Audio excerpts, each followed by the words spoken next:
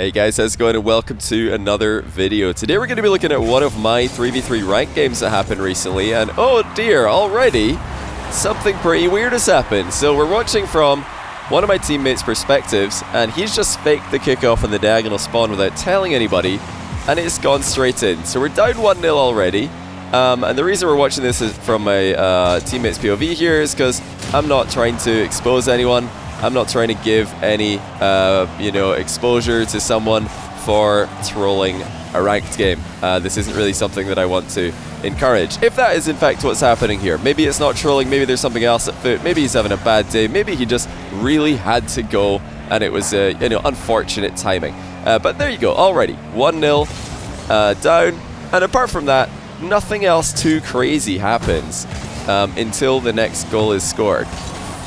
But there's another reason I want to show you guys this ranked game. It's not just because one of my teammates has a bad day, the anonymous teammate whose perspective we're watching right here, but also because my other teammate has a really good game. And you have to take the good with the bad. You have to take the wins with the losses.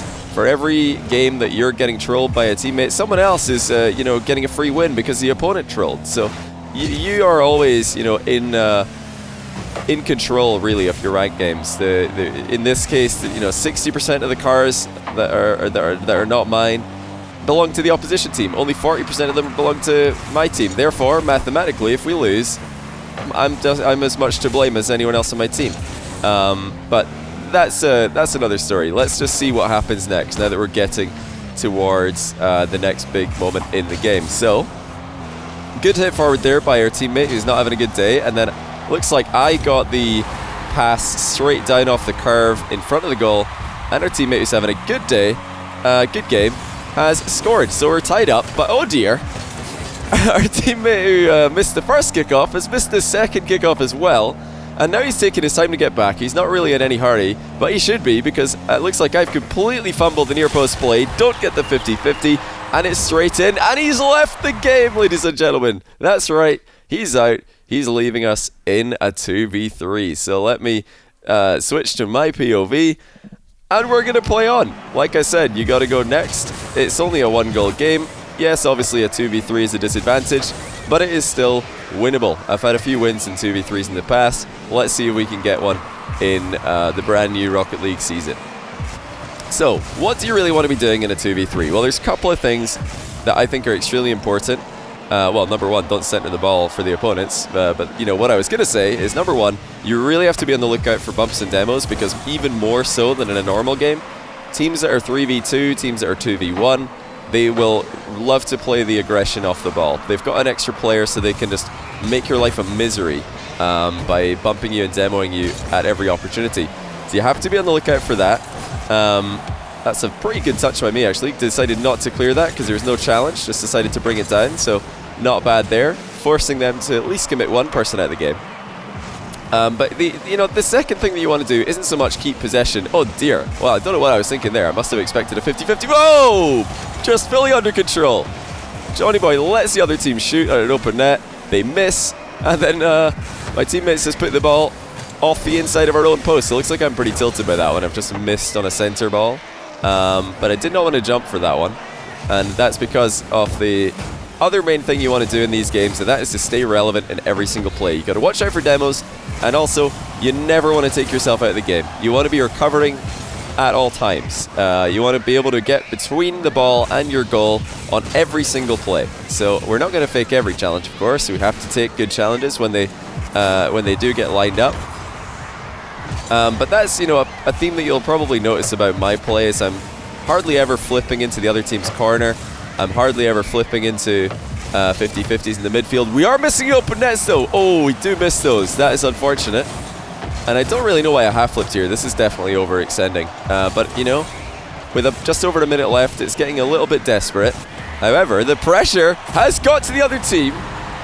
And my teammate here, who's already playing pretty well. He's playing really well now. He's scored again with a good finish on a pressured net. So I've realized that he's a bit of an aggressive player, so I'm trying to be extra defensive here, trying to cover him as much as possible, trying to stall any time that I can, trying to bait the other team in, and make sure that we are never going to give away open nets. I did fail that one time, But that's the plan. You know, the plan doesn't always work out, but that's the idea that we're going for. Don't concede any open nets. Watch out for demos. So, okay, we had him covered there. Can never be too sure if your teammate's actually going to have those awkward clears, because it was a bit of an awkward position for him. So we had to make sure that we were backing him up there. And now with 30 seconds left, something even more bizarre happens. An own goal for the other team, and one of them has left the game. So we're now at a 2v2. A game that started off 3v3. We have to get an action replay of that one from the other team. So what on earth is going on here?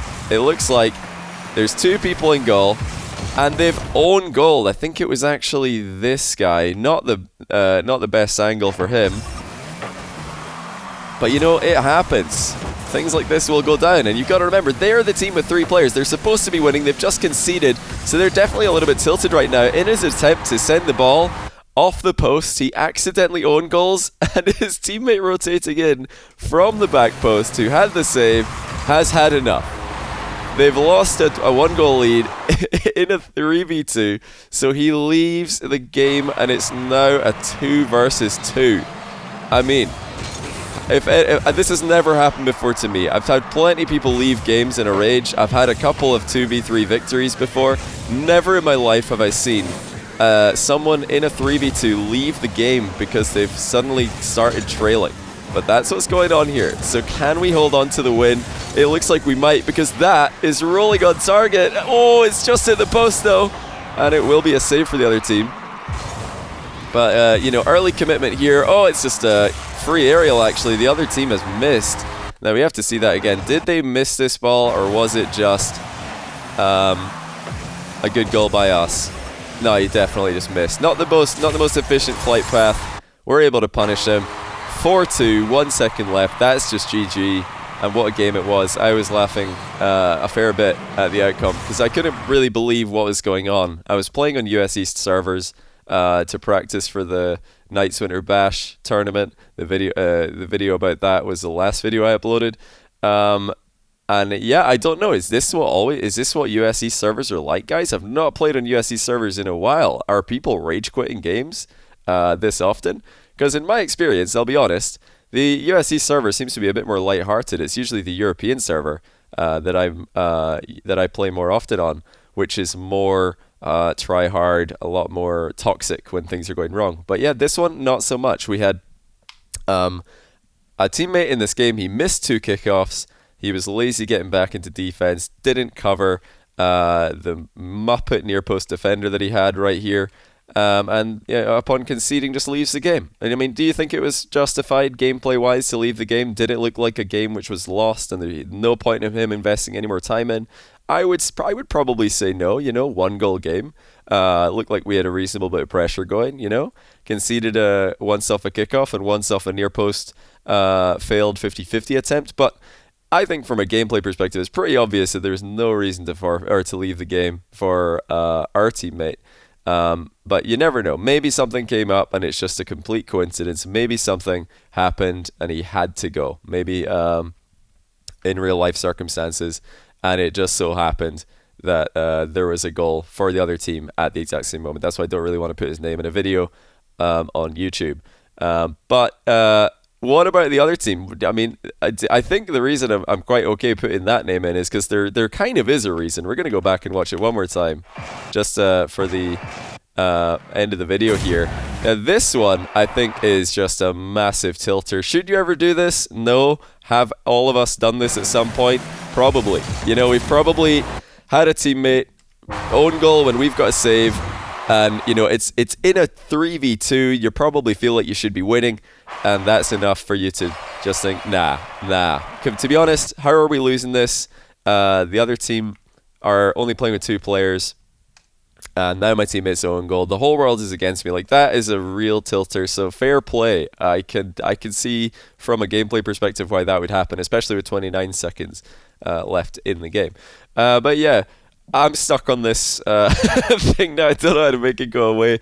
That's pretty much it for today, though. If you guys have got any experience, if you got any funny stories about things like this happening in your games, do leave them in the comments. If this is, maybe you guys have got stuff to tell me about the USE server. Is this a common occurrence? Because I've seen definitely a lot of people raging recently in the new season. Maybe this is just a frustrating one. Everybody trying to get back to their previous ranks. They're just not happy where they are. But yeah, hopefully you guys enjoyed this. I thought it was pretty funny. I don't think I've ever seen a 3v3 become a 2v2 before with two Ragequits, one on each team. But there you have it. It is winnable. You can win 2v3. You just got to watch out for the demos. You just got to play extra defensive, try and focus on counterattacks and safe play. But like I said, that is all we got time for here. I'm stuck on this little percentage speed wheel. So I'll leave it at that. Thanks for watching, everybody, and I'll see you in the next one.